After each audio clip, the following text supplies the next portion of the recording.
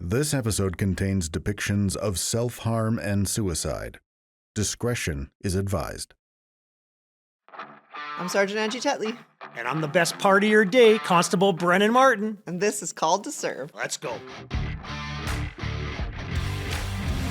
Constable Chelsea Karpenko, 34 years young, longtime athlete. You're welcome for it's- disclosing your age. I know. Hey, it is what it is, right? It's okay. You're a big deal, Carps. I mean, just a number you're a is big that what deal. they say? I don't know. Here we are. Longtime athlete. Your sport was primarily hockey your whole life. I can't wait to hear all about that. That's my sport. You've been on the job and crushing it since January 2017. You were in class 218, and in August 2017, you were deployed to 1 district.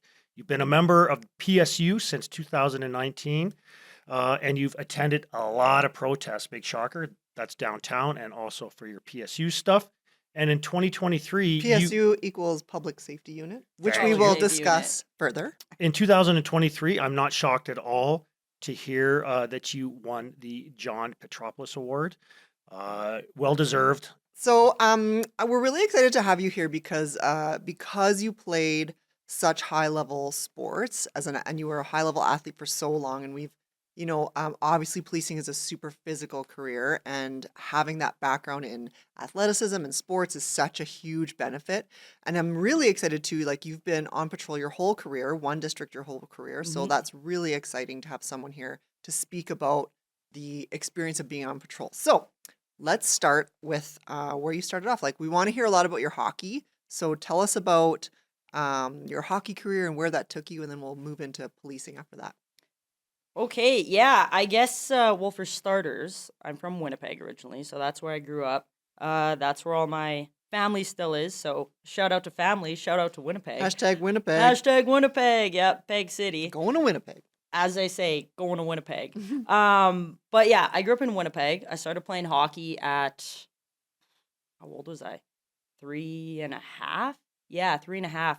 3.5 years old, you were playing hockey? Yeah, that's when I started. Yeah, like the under 6 there. So my parents had made a rink in the backyard. That's where I learned to skate. And actually, it was funny because I used to use a hockey stick to like hold myself up. So Yeah. that's kind of what started hockey. I mean, my family, like big sports family in general. My cousins played. I have an older brother who played. But yeah, I guess I held myself up well enough with the stick pretty young. So they're like, okay. Off we go. Let's get going here. So, yeah, played in Winnipeg, played with the boys, kind of all the way up through AAA, and then at 15 years old, I at that point was looking to transition into playing women's hockey. And Manitoba at the time, it didn't really have a lot of programs or schooling or anything like that. Much different now, but at that time, this was like, when was this? 2005. This would have been 2004, 2005. There was just some better programs elsewhere, so left home at a young age, left home at 15. And you were like billeting with another family kind of thing? No, so I went to Notre Dame High School in Wilcox, Saskatchewan there, so Wow. population of like 350. And yeah, it was quite the wake-up call. Not that Winnipeg is that big, but it is still a city. And then I go to Wilcox, Saskatchewan, like population 350. Middle of nowhere, Saskatchewan, tiny little place. But yeah, like really good hockey program, really good schooling, and it just seemed like the right opportunity, right fit. While I was at Notre Dame is when I started going to national team camps and competing in that program. And then after high school, I went to Cornell University and I played Division I. Big deal alert. It was good. I mean, it's funny when you're like going to school and you're in the middle of it, you don't really realize like what a cool opportunity it is and Yeah. kind of what you're accomplishing, because you're just thinking like trying to get to that next level, trying to be part of a good program, trying to make teams, trying to do all that stuff. And so it's not till like a little later, not that I'm that old, but old enough that when you look back, you go, yeah, you know what, I guess that was like pretty cool awesome. and like pretty awesome to be a part of. But yeah, so I went to Cornell University in Ithaca, New York there. So I did okay. I realized pretty quick though that What did you study in university? I studied business. So I know it's one of the things I get ripped on all the time. They're like, hold on a second, you have an Ivy League degree and you became a cop? And I'm like, Hey, hey, man. I mean, you love what you love, right? Yeah, that's true. I just like to ask you, like, you made your first Team Canada camp at age 16. What was that like to be the youngest person going to a camp? And if you could explain that, that'd be great. Yeah, it was pretty exciting and intimidating at the same time. For But I sure. didn't really feel intimidating until you kind of get there, because at the time, that's what you're working towards. You hope to get the call, and then you get there and you're like, holy smokes, like there's, a lot of older people than me. There's a lot of really good talent in this room. So cool to be a part of, but also, you realize kind of the broader picture, and you go, okay, yeah, we Did got you make the camp the first year you tried out?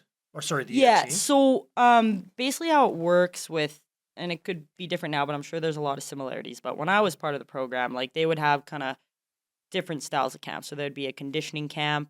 Sometimes like there was no ice time at the camps. Like it would just go there, Dry land. Dry land. Yeah. dry land, right? Like physical testing, dry land training, all that stuff. So there would be those kind of camps, and then there would be the camps that like you were actually trying out or skating or whatever. And then if you made a team for a tournament, then they might have a pre-camp in the tournament. So it's kind of like a year-round thing, and depending on the part of the year, that's kind of the different camp. So the very first camp I went to, it was just like a dry land strength and conditioning. What year did you make your first U18 team? Would have been 2007. 2007, yeah. So they had just started the U18 programs. And I already know that you made Yeah. it to the finals. Who Yeah. did you play, and what was the result, and how did it feel?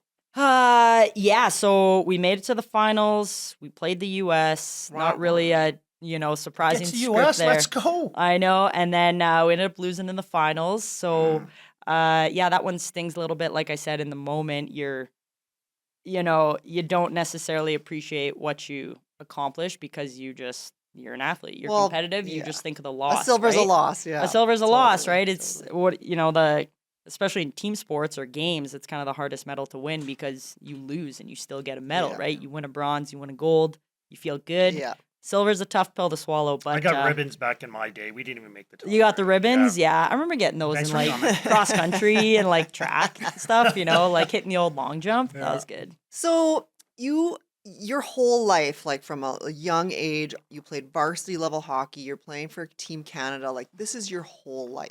Yeah. So tell us about what ended your hockey career and what sort of that next transition. Yeah, so I as much as I was progressing throughout my career, and like that was my dream, that was my ultimate goal, that's what I pictured doing for as long as I could do it. When I was 16, while I was at Notre Dame, I got my first shoulder dislocation on my right shoulder. And again, you're young, you think, yeah, you'll just kind of heal up, keep playing, Cowboy on to the up, next yeah. game. Yep, absolutely, right? And especially, it was also a different time. Like it's not like it was that long ago, but it was long enough ago that like the culture was you tape it up and you keep Yep. going and you keep playing. And so that's what I did. Kept getting repeated dislocations, and then by my grade 11 year, I was 17, I had my first shoulder surgery. And so yeah, I remember thinking at the time, like, yeah, you know what? Like every athlete has their adversity. Like this is part of my story. Mhm. I'm gonna work through it, and so that's what I did. Keep tracking along, and then Did you take a season off for that, or? no, No. I didn't. No, so I got it at the end of my grade 11 year, and then grade 12 was good. Go to Cornell in 2008 there, and then in my Were you on a full ride scholarship? yeah. Amazing. It was like I said, one of the top programs in the country, so I Yeah. was very fortunate to be a part of, and it was a program that was kind of rebuilding too. So we had a pretty big class. What was there? I think 8 of us. So that was a cool thing to be a part Mhm. of. Helping get a program back to like the national rankings. But yeah, it was my freshman year. Then I dislocated my left shoulder, and you're like, You're a good one. yeah, you're supposedly good one, From a right? body check, or do you? No, it was pretty much all of my initial dislocations when they first happened. It was from like Compensating. like falling on an outstretched arm. Oh, So yeah. like for example, Yeah. my Oh, first yeah. one, I was walking off the wall of the puck. I go to take a shot. I got tripped, and then I fell on an Yeah. outstretched arm. Yeah. Then it felt like my arm kind of like fell out of my armpit, and you're like, Oh, what is this? gross. And then you get help putting your arm back in its socket, your shoulder back in place. It's and like then- dangling down. Yeah, it's like dangling. That's so gross. It is. It's Seen gross. that too many and, times in rugby. Like, one of the most excruciating pains while it's out, that when it goes back in, it's almost like relief. Like, you don't even feel pain because it's such a relief. And Yeah. it's not till like hours later that then you realize that pain. Yeah. Just because you're so thankful that it's Yeah. back in its socket. Yeah. And you're like, okay, yeah, I don't want to do that again. So fast forward, freshman year, dislocate my left shoulder. You're thinking, oh my God, here we go again. Keep playing through it. End of my freshman year, I got shoulder surgery again. Third one. Second one. Second one, gotcha. Second one. So now I've had one on the right. I've had one on the left. So now you're thinking, I'm good. Like, we Yeah. got bionic shoulders now. My second year, all is good. And then junior year, my third year, early on in the season, dislocated my left one again. So that was really soul crushing because once you've had surgery once, then you know, like, there's not even a It's not potential gonna of natural heal. healing. Yeah. You know that's going to be surgery again to kind of fix all that stuff. So, after that dislocation, I started playing with a shoulder brace, and it basically had like an attachment it kind of was almost like a vest like this with like a arm piece, and then like an attachment from like your hip to your elbow. My. So it's like you couldn't get And your you played arm up. games like that? Yeah, that's the only way I could play. Holy. And so you literally couldn't lift your arm up any higher than kind of your Only waist. keep it in that spot. Yeah, right, to avoid getting in a position to like oh my dislocate, gosh. right? Gross. And so, but again, at the time, you're like, whatever keeps me playing, like tape it up, give me a brace, doesn't matter. I really had to kind of, I don't want to say like, not fine tune your game, but kind of change how I play Yeah. because again, it's like someone gives you a pass and like you You have don't have limited the mobility, yeah, right? you don't have the range of motion to like reach for that pass. So it's like you better learn to skate faster because you're not going to get that pass. So there was a lot of like little things, and when you're playing at that level, it's all those little things that kind of keep you at that high level because everyone's got skill, everyone can shoot, everyone can skate. So it's like, what are those little habits that are going to make the difference? And so I really had to like relearn a lot of stuff and try and just adapt to what my new situation was because that was the only way I was going to play. So not the only way the only way I could play. So then at the end of my junior year, I got surgery on my left shoulder again. So Yeah. now that's my third one. So I've had two on the left, one on the right. And it was, it was tough. I mean, again, I still played with a brace, and after my senior year was kind of coming to an end, I remember like the surgeon and like trainers and stuff, like doctors kind of had a serious sit down with me, and it was like, if you want to have a chance at kind of like rest of life, Quality of life stuff. quality of life, you really have to consider like what you're putting your body through right now, because it was when they were at their worst. I mean, my shoulders would dislocate like opening a cupboard, opening a door, like you're sleeping, you roll on it the wrong way. Like I spent a good chunk of time like sleeping in a recliner, so there's Did it get to the point where you could just like pop it back in yourself? you get good at it because Yeah. you have to, you know what I mean? If you want to keep playing, and that's like I said was my goal, what I spent my whole life up to that point like trying to achieve, and so that was kind of a very tough reality to come to terms with, where you're like, I'm 22 and you're still kind of chasing Yeah. national team rosters and trying to play for world championships and all that stuff, and yet you're sitting here thinking about if you could even play hockey at all, if you want to be able to like open a door Yeah. or exactly. sleep without Yeah. dislocating your shoulder and having to get another surgery. And so that was like, still to this day one of the toughest decisions Yeah. of my life, because that's all up until that point. That's, you think of all the hours you work towards, all the events you miss, the parties you miss, all that stuff, like working towards Well, even the that. friendships, right? The friendships, all those things, And that's all you've known. and that's for- all you've known. Yeah. Wow. So that was a tough reality, we'll say, I to say the bet. least. Yeah. And so I got involved in bobsledding. Actually, I knew some some people that I'd crossed paths with over the years just knew my skill set as an athlete. Just kind of that quick explosiveness. Hmm. And they're like, have you ever like thought about bobsledding? And it's like, well, I mean, can't say I have. I've been pursuing I'm a a hockey hockey player, career yes. up till now. Yeah, exactly. So, fast forward, came to Calgary because that's where the, program was based out of. And went to some camps, did well, went down the track, was like, holy crap. Awesome. Like, this is wild, awesome. And Mhm. then in 15, now I've been working for a few years, competing, recession kind of hit Calgary, and I get laid off. And so that was like another shock to the system because now you're thinking like, holy smokes, I got an Ivy League degree, I'm laid off, It's not supposed to was be like this. yeah, totally right. Like injuries, cut my hockey career short, just like, what am I doing here? And Mhm. just kind of another tough reality when you're not that old, whatever, I was 25 and you're trying to figure out what you're going to do. And so while I was like, okay, we're looking back for jobs again, looking at career fair, and I just saw like on the career fair list, like there was, a couple of police agencies, and I was like, policing? I was like, never really thought of policing, like didn't know anyone who worked for Calgary Police. I start looking into policing. I see they have like an info session. I go to the info session and it just was like the more I learned, the more I was like, I totally think this is a career that not only I could be successful in, but I, would enjoy doing, like Yeah. would be passionate about. And just the more I learned, the more I want to be involved and put in your application. And again, not that old, but I guess old enough that it was still like a stack of 200 papers that you Yeah, had to yeah. like print out, fill Right, do it out, by hand. tell your whole life story, drive to headquarters, hand it in, and then you just like hope that they got your package and wait for the call, and then that kicked off the process.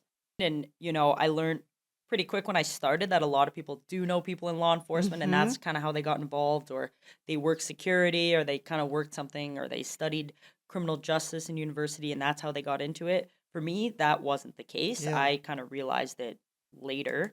But again, once I did realize it, exactly to your point, with all the parallels between sports and what the job can offer, it just made sense more and more the more I got involved. So You recognize that there was a lot of people in your class that had that sort of background, and you obviously didn't, and you did Yeah. obviously very well in classes. But you do have one story about a nickname that you earned. So tell us about Judy Chops that we Chopper. Let's yes, the old Judy chop. So yeah, like I said, I was very green to policing. I didn't realize until I started classes like how much I didn't know and kind of what I got myself into.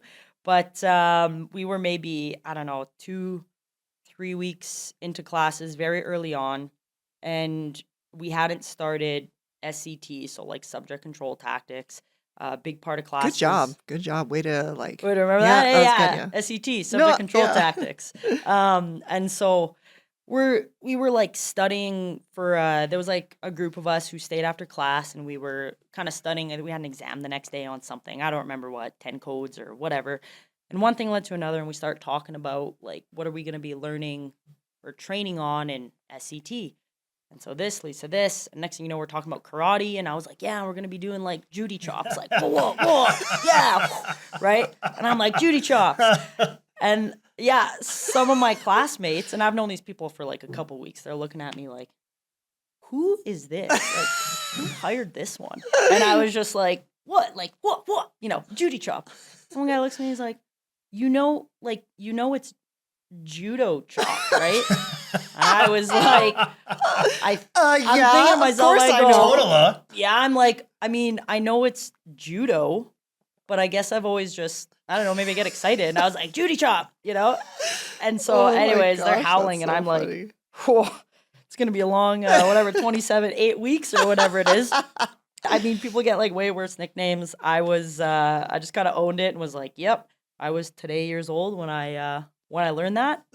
And here we are. So it's kind of like my alter ego there, the old Judy chop. I And love then- it. You moved to after classes. You go to District 1, where you've been Yep. your whole career. Yep. The nickname followed you to District 1. Yeah, that didn't take long. Nope, It was that's like amazing. week 1. Yep. You told us a really cool story. I guess just to set the scene quickly, it was first thing in the morning, like an 0600 shift. 911 call comes in, and it was like suicidal male saying he's, in his apartment. He has a knife. If anyone comes near him, like any cops, like, he's gonna kill anyone who comes near him, type thing. And we do get, I guess, more calls than people would think, where people say this kind of stuff. So you treat every The call. suicide by cop. Yeah, Yeah. suicide by cop and Yeah. stuff. A lot of weapons calls. And yeah, so you're taking it seriously, but also recognize, there is a party that goes, yeah, okay, we get a lot of these calls. Mhm. Like, we'll see what the real story is kind of when we get there, type Yeah. thing. And so we get there, this apartment building, and what was that? I think it was like the 4th floor. And we get in a tiny little apartment, and he's kind of like the door at the end of the hall. So we set up containment. We start talking to this guy through the wall, and that's like pretty normal stuff that we would do. You're trying to communicate, get him to come out, have a conversation, see how we can help him, type thing. De-escalate as much as we can. De-escalate as much as we can, while also still being prepared for, Mhm. okay, if this guy's legit and he comes out with something, we have to be prepared. So as I'm a less lethal R1 operator, and we are talking to this guy for probably, I don't know, almost a couple hours. Like, it was a long time. You keep Mhm. thinking, okay, he's going to come out. Kind of every time we felt like we got somewhere, then it would be, nah, I'm not coming out. And he's swearing at us and all this stuff. And you guys come any closer. So call it almost 2 hours later, this guy finally like pops his head around the corner. And like all you see is just like his head. The rest of his body is like kind of covered by the wall because his door is just right behind him. So he pops his head out and he sees us. And at this point now, there's what? I don't know, 5, 6 officers, K9 is there. We have our, plan, if this, then that, if this, then that, kind of how we're going to respond. And so you just see his little head pop out, and he looks at us, and then he rounds the corner. He's holding this giant, like, Butcher 12-inch knife, yeah. butcher knife, right? And so you're like, oh my God. He starts walking towards us, and I, impact him with an R1 round, and the plan was, when he crosses our line in the sand, R1 round goes, K9 goes after with the goal of trying to tag him and get control of him before he can go back into his apartment. Hopefully, get him away from the knife, and we can kind of resolve this as And just to confirm, peacefully the as R1 possible. is like, just describe what the round looks like for an R1. Yeah, so it's like basically a little baton, like about, I don't know, about the size of this mic maybe, Mhm. and super hard plastic, comes out like a really fast fastball, like Yeah. the hard, Zdeno Chara shooting a slap shot in the NHL, like Yeah. just, it's kind of a pain compliance Yeah. tool type thing. It's not lethal. It's a less lethal. Yeah, it's a less option lethal. It's like, Right. like to get any- him into custody safely Absolutely. without, for sure. Totally, right? And it's like, we're trained in certain areas that you're supposed to hit and all that stuff. And it does work best in conjunction with K9 or something else, because the goal is you maybe stun them and then move in to get control of them type Right. thing, right? And so R1 goes off. Just to backtrack quickly, R1 was like a very new tool to the front line at this point. It was only like the TAC unit that was using it. Right. And so, now a lot of bad guys or whatever, the public know that this is like a tool we'd use, or might know. At the time, I don't know if this guy knew, and so maybe he was thinking he was shot or whatever. Yeah. Realized he wasn't, like he was impacted, but he wasn't like shot by a firearm. He's able to crawl back into his unit. So we're like, Start okay, all over again. that's no good. So now he's like really fired up. He Mhm. is really mad. He says, I'm going to light my place on fire. Okay. What do you know? Smoke starts like seeping out of the apartment. You're like, cool. Fire alarms start like going off.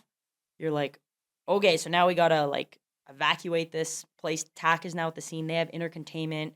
We go back down. I'm outside. I'm looking up at this window, right, where this guy was. And next thing I see this window break and like smoke flying out of it, orange flames flying out of it. I'm Oh, like, wow. oh my God. Jeez. And then I see this body start to crawl out of it. I'm trying to get on the radio like, yeah, this guy is crawling out of his window, but it's chaos. Bonk, 'cause bonk, bonk. bonk, Yeah. bonk. People are talking. We're trying to evacuate the building because it's on fire. Fire alarms now. Fire trucks are coming to the street. All you hear is sirens. I'm like, hey guys, like he's over here. He's about to jump. Like, so, he crawls out. He jumps From the his 4th window. floor. From the 4th floor. He lands like, 10 feet in front of me. And I'm just like, That's 40 feet. this guy is still moving. And I'm like, you've got to be kidding me. On one hand, it was like fascinating to see Yeah, like yeah, what yeah. a motivated person is capable of doing. Anyways, TAC members come out, we get enough officers, we put them in the ambulance, and now it was like the chaos didn't stop because we still needed to clear this building. Evacuate, yeah. Evacuate It's this on building. Now, fire. thankfully, we had evacuated a good chunk of it that we could, because when we were on the initial containment, we're making calls in to public that we can get a hold of. To all the neighbors, yeah. Yeah, right, to try and get them to leave. So we had some of the apartment clear, but there was still a lot that wasn't. Smoke is building up. Anyone didn't answer the door, it was at least like kicking a hole in the door or something if we couldn't like get through, for the sake of animals, cats, dogs, whatever, if they could kind of evacuate themselves. So now the building's on fire. Everyone that we know has been evacuated. Bad guy's in ambulance, still alive. I'm standing outside the apartment like, what the hell just happened? Right? Like, I'm like, it's not even. You can't dream that It's stuff. not even 9 o'clock. Yeah, this yet. is in the Like, morning. I'm like, I haven't even Yeah. had a coffee yet. Yeah. Like, this is wild. So as I'm like standing there and just kind of collecting myself, I see this little dog run out of the apartment, this little white dog, and it just like jumps into my arms. And I'm holding this dog and I'm just like, Okay. okay, is bylaw in the air? Like, do we, like, what do I mean, I'll keep it. Like, Arwen slung, building on fire. What the hell just happened? Holding this little dog that's just like, thank you for kicking the door Thank you, open officer. so I could come out. And yeah, it's definitely one of those calls that like sticks with it. Yeah. A common thing people ask is like, what's the craziest thing you've ever Yeah, all dealt the time. with? Yeah. And like that one's definitely up there. I mean, the longer you do the job, the higher the bar gets set with kind of what you think is crazy or Yeah. what you think is wild. Like, your very obvious theme is you love working in team environments. You came from a team environment playing hockey, but at some point you became interested in PSU, or public safety unit. So PSU basically deals with anything crowd related. It doesn't have to be a hostile environment. It could be like, take Lilac Festival or like Red Mile, like if the Flames ever make the playoffs and actually go on a run again, You're dreaming. Come on. But yeah, so any kind of large crowd event is going to be our we would Protests we and- would yeah. probably be at the forefront of that. And yeah, so also includes protests and the very hostile environments and kind of everything in between. And so and the other, I guess, biggest function is searches, helping with searches. Everyone's search trained and stuff. What's it like to sort of be that line in between two groups? And can you maybe describe sort of one example of what that was like? Yeah, so thankfully, a lot of the protests don't have a violent element to them. Yeah. People are there to speak their mind, gather with, their group of people that they support a cause for. And yeah, they can be very vocal and stuff, but everyone kind of goes home at the end of the day and no harm, no foul type thing. But there have been a couple instances where there's been very violent encounters. People showing up in football helmets and hockey helmets. Average person isn't showing up to a protest or a peaceful gathering armored and wearing Yeah. stuff to protect themselves unless they are expecting an encounter, a battle with For sure. someone. Whether- Physical violence. physical yeah. violence, right? Whether it's us or another group. One in particular, there was everything you can think of being used as weapons, everything from like rebar to hockey sticks to table legs to probably there was a high heel shoe in there. I don't even know, but you name it. There was kind of any object that could be used was being used. And so, you see kind of firsthand how people can feel so strongly about a cause, and you see firsthand, I guess just the passion and the want to hurt the other side. And so, And so sorry, go your ahead. role, sorry, Chelsea, like your role in PSU is regardless of how you personally feel about one side or the other, your job is to just keep the peace, right? Like, so Yeah, your job is to absolutely. be that middle, and you're not choosing sides. You're Totally. not making a political statement by Totally. being the police or wearing the Yep. like the uniform, but the amount of training that you guys get through PSU puts you in the position where you're able to maintain the peace as best as you can Yeah. between the two groups. Yeah, that's exactly it. Regardless of how anyone feels, our job is to just try and make sure people can go home at the end of the day, make sure it's as peaceful as possible. Yeah, everyone has a right to freedom of speech and all that stuff. But there is, still a line when it comes to violence and Hmm. hurting someone else, hurting yourself, whatever, all those things. And so it can be tricky to balance that because, of course, when we're in the middle of these groups, a lot of people are saying a lot of stuff to us, For sure. and it could just be something as simple as the direction you're facing. Hmm. One group or the other can think you are with that group or you're not with that group and get mad at you for that. You have to learn a lot of patience. You have to learn a lot of restraint. You have to be willing to take a lot of verbal abuse. That is sure. like the reality of it. There's so many examples of highly political protests and stuff that have happened Yeah. where we get slammed from one group or the other. So the work that PSU does is super important, and I'm so like I hope you guys know the difference that you make when it comes to that. We're lucky to have you. The service is lucky to have you. And I can't wait to see where you go from here. You had some great stories and great insight as an athlete moving to policing. So thanks for being here. It was great Thanks to have for you. having me. Anytime, yeah, Judy Chop, thanks let's for the go. coffee. Judy yeah. Chop. Show us Judy one last Judy Chop. Out. Whoa. There we go. Yeah.